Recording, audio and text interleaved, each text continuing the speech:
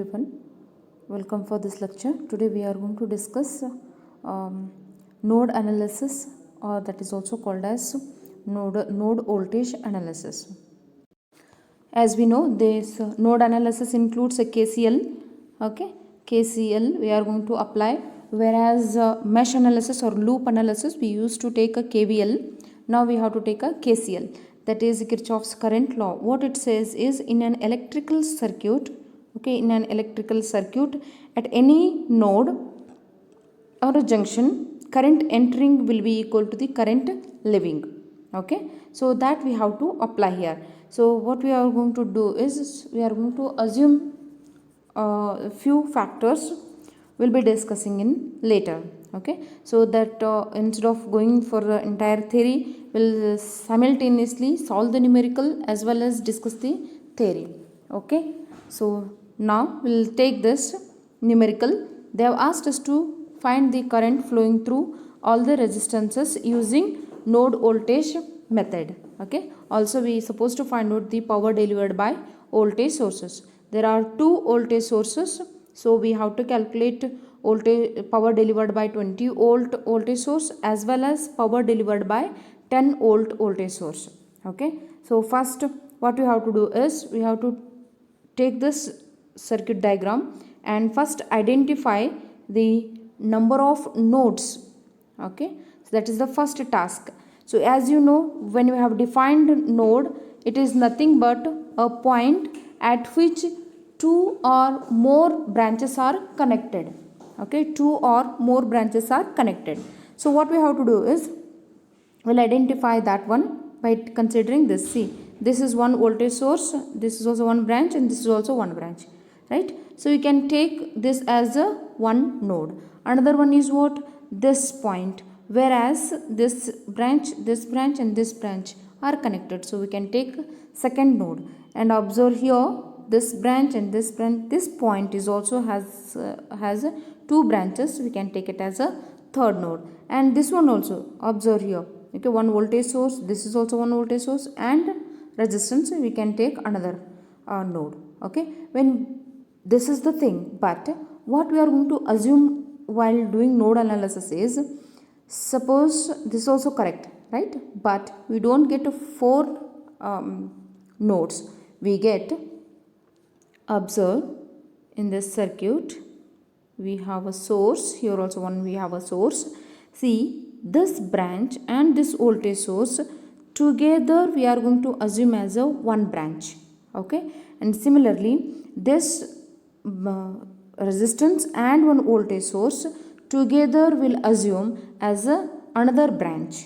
Okay, this is single resistance is there, we'll take one branch. Okay, if we have a current source, we have to take it as a separate branch, not as a resistance and current source one branch. Okay, this resistance is one branch independently and this current source is independently one branch. Whereas this one, okay, whereas resistance with voltage source considered as one branch. Okay, now you can identify how many nodes are there in this.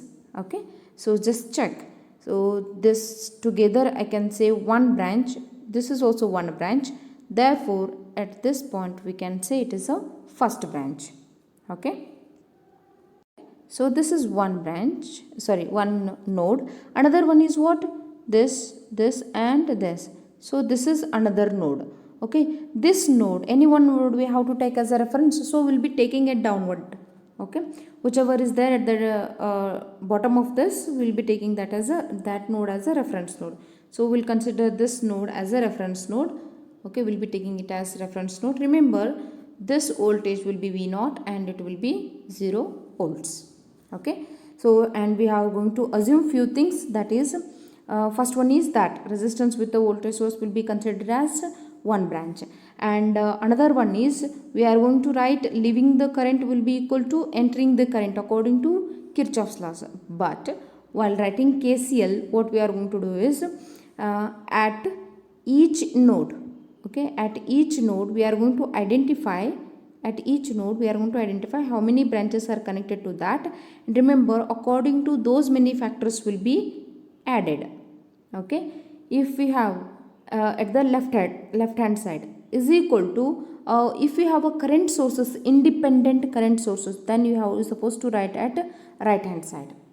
Okay, branches are written at the left hand side and current sources are written at the right hand side. Okay, these are some assumptions or factors which you're supposed to follow, right? So now what we'll be doing this.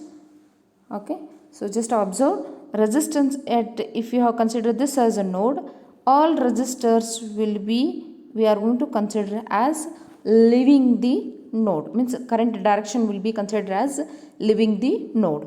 Okay, according to this we are going to write the equation. Okay, when you have assumed this, and remember these are voltage sources. How voltage source we used to assume? If it is a negative to positive, then we used to take a direction like this. Suppose if it is like this, then we used to assume like this, right? So that you have to be careful. This is what you have assumed, okay, and this is what actual.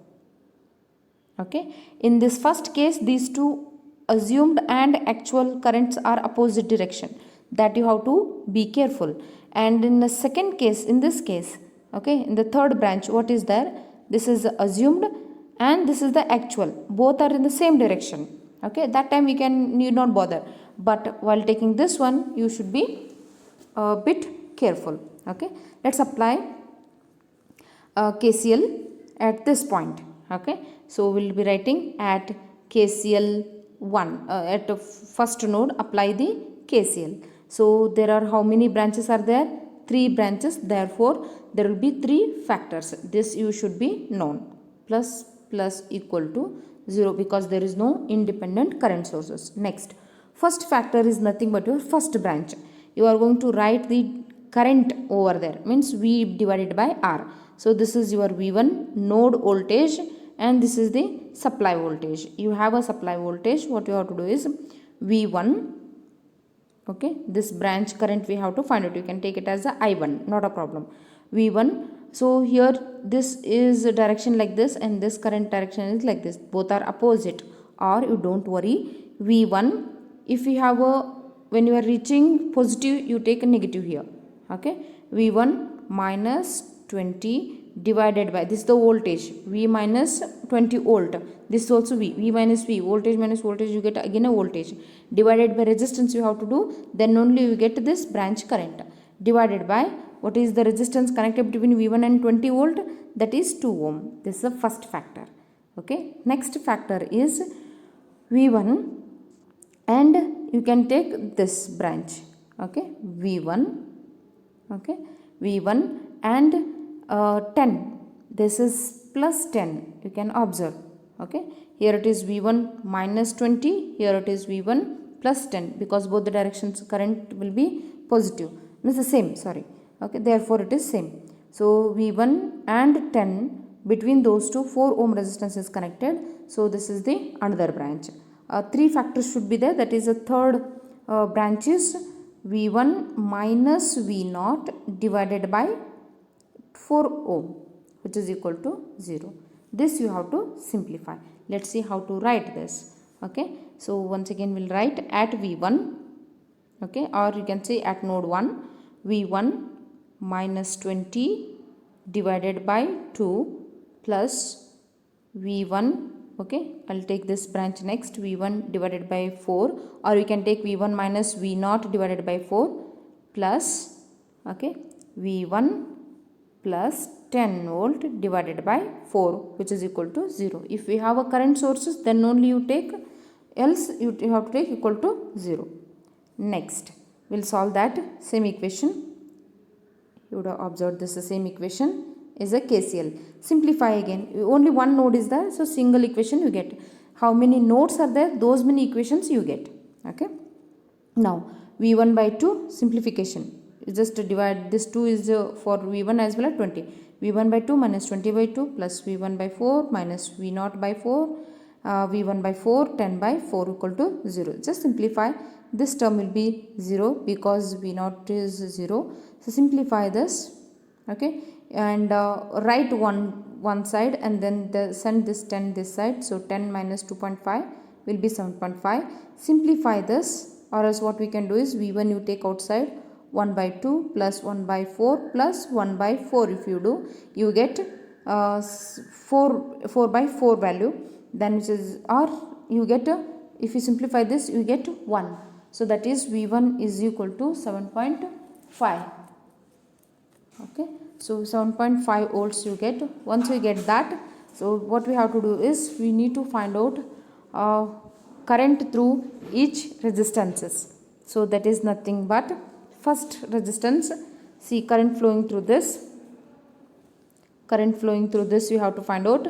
So what you have assumed is this, right, which is I1 is nothing but voltage, first factor itself, V1 minus 20 divided by 2.